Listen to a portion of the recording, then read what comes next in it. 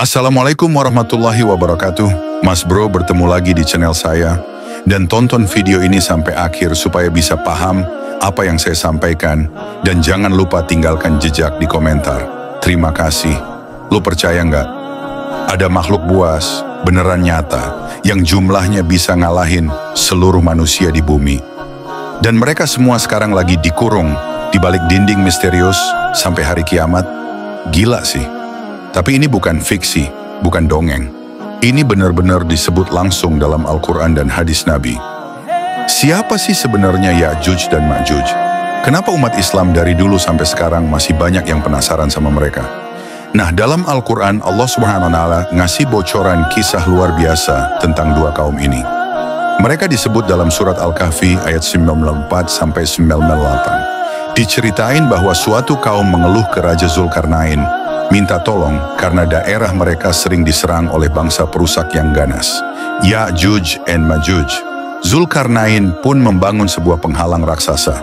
Bukan cuma tembok biasa, tapi dinding logam kuat dari besi yang dilelehkan dengan tembaga cair. Tujuannya? Supaya dua kaum ganas itu nggak bisa keluar dan ngerusak bumi.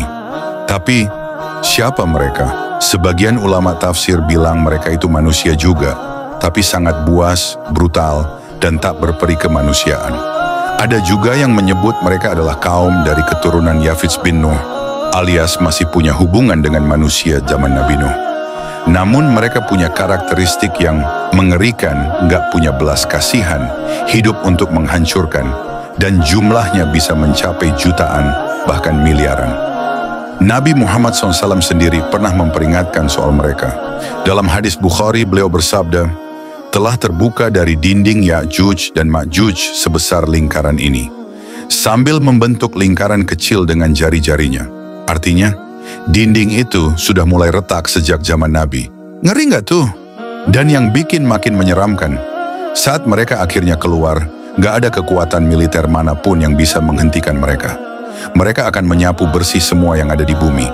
Bahkan air sungai pun bakal mereka habisin sampai kering. Ini dijelasin dalam banyak hadis syahih. Pertanyaannya sekarang adalah, apakah mereka masih hidup sampai sekarang? Dan di mana mereka dikurung? Apakah benar-benar ada temboknya? Beberapa ahli tafsir dan sejarawan Muslim percaya Ya'juj and Ma'juj bukan dongeng. Mereka masih hidup dan terus berusaha menghancurkan dinding itu setiap hari. Dan ketika Allah mengizinkan, dinding itu bakal runtuh, dan itulah awal kehancuran dunia. Bayangin ya, mereka udah ribuan tahun dikurung, marah, beringas, kelaparan, dan jumlahnya makin banyak. Sekali mereka bebas, chaos. Tapi tunggu dulu, karena di bagian berikutnya, kita bakal ngulik lebih dalam tentang lokasi misterius yang disebut-sebut sebagai tempat dikurungnya Ya'juj and Ma'juj. Dan ada kemungkinan dunia barat udah tahu di mana tempat itu, tapi sengaja disembunyiin dari publik.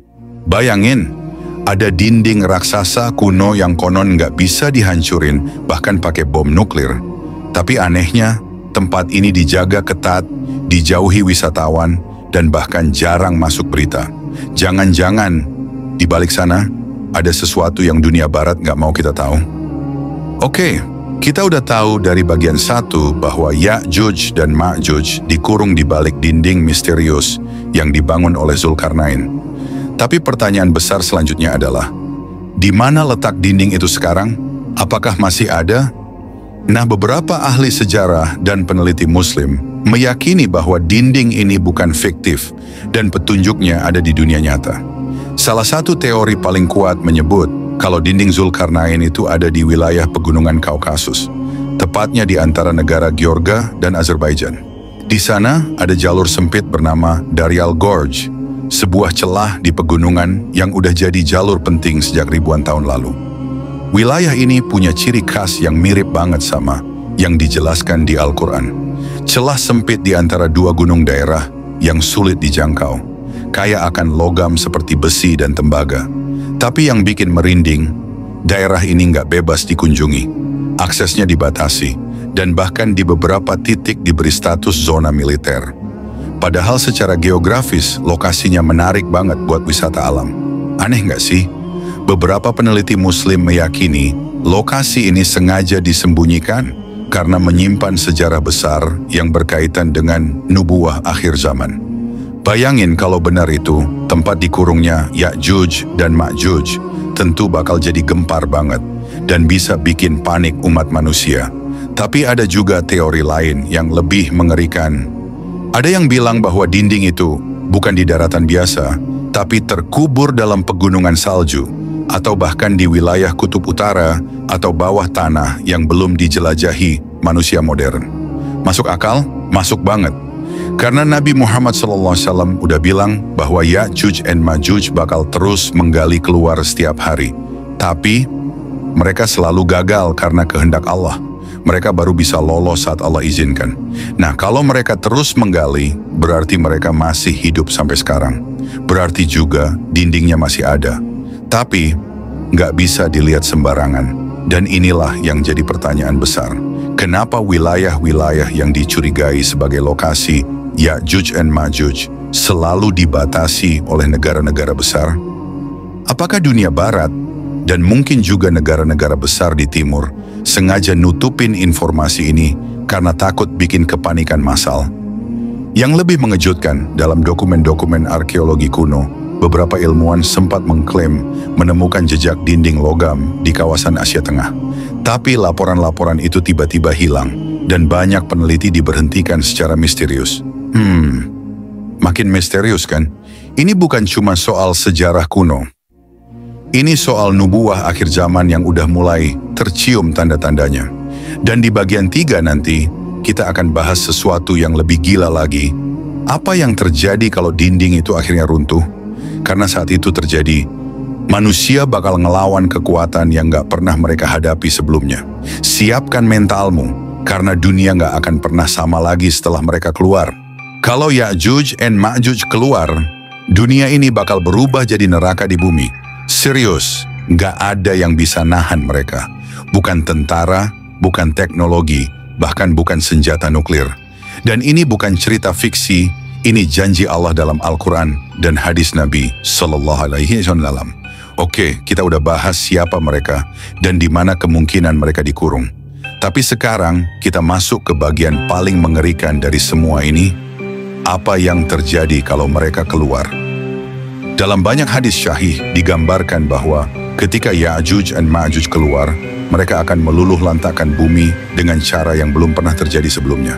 Nabi Muhammad SAW menggambarkan bahwa mereka akan keluar dalam jumlah sangat besar, seperti gelombang pasang yang menutupi bumi.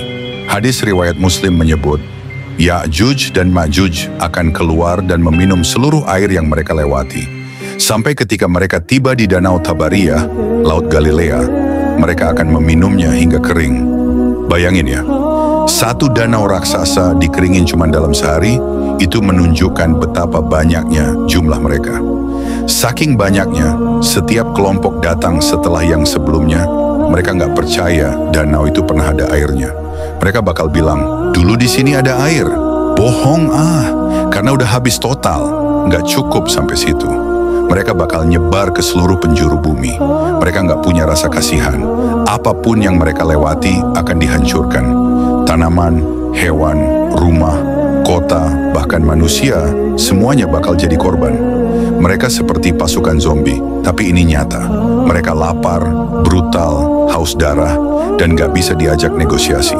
Yang lebih ngeri, dalam riwayat lain disebutkan bahwa mereka bahkan akan berkata, kita telah mengalahkan penduduk bumi, sekarang kita akan mengalahkan penduduk langit. Lalu mereka akan melempar panah ke langit dan secara ajaib, panah itu akan kembali berlumuran darah. Padahal nggak ada makhluk langit yang mereka tembus. Tapi itu adalah ujian dan fitnah dari Allah untuk menunjukkan betapa besar kesombongan mereka. Pertanyaannya sekarang, kenapa nggak dilawan aja pakai bom atau teknologi canggih? Jawabannya, nggak akan bisa. Karena Ya'juj and Ma'juj bukan musuh biasa. Mereka akan muncul setelah Dajjal terbunuh oleh Nabi Isa alaihissalam. Dan saat itu, umat Islam yang masih tersisa akan berada dalam kondisi lemah dan sedikit jumlahnya. Bahkan Nabi Isa alaihissalam sendiri nggak akan diperintahkan oleh Allah untuk melawan mereka secara fisik. Dalam sebuah hadis dari Imam Muslim, Rasulullah SAW bersabda, Allah akan mewahyukan kepada Isa alaihissalam, "Aku telah mengeluarkan hamba-hambaku yang tidak ada seorang pun yang dapat melawan mereka. Maka bawalah hamba-hambaku berlindung ke Bukit Thur." Artinya, satu-satunya cara selamat dari mereka adalah kabur. Nabi Isa dan kaum mukminin akan menyelamatkan diri ke gunung. Mereka berdoa, mereka memohon perlindungan, dan saat itulah Allah akan mengirimkan bala bantuan dari langit, bukan pasukan, tapi ulat-ulat kecil yang akan menyerang leher Ya'juj dan Ma'juj dan membunuh mereka secara massal dalam satu malam. Gak ada satupun manusia yang bisa bunuh mereka. Hanya Allah yang bisa. Dan setelah mereka semua mati, bumi akan penuh dengan bangkai mereka. Bau busuknya luar biasa. Sampai-sampai kaum mukminin berdoa lagi agar Allah membersihkan bumi. Lalu Allah mengirimkan hujan lebat dan burung-burung besar untuk membawa jasad mereka ke tempat yang hanya Allah tahu. Gila banget ya skenarionya. Tapi ini beneran disampaikan dalam hadis-hadis sahih. Artinya, kita nggak boleh anggap remeh. Ya'juj and Ma'juj itu nyata. Mereka bakal keluar. Dan saat itu terjadi, hanya iman yang bisa selamatkan kita.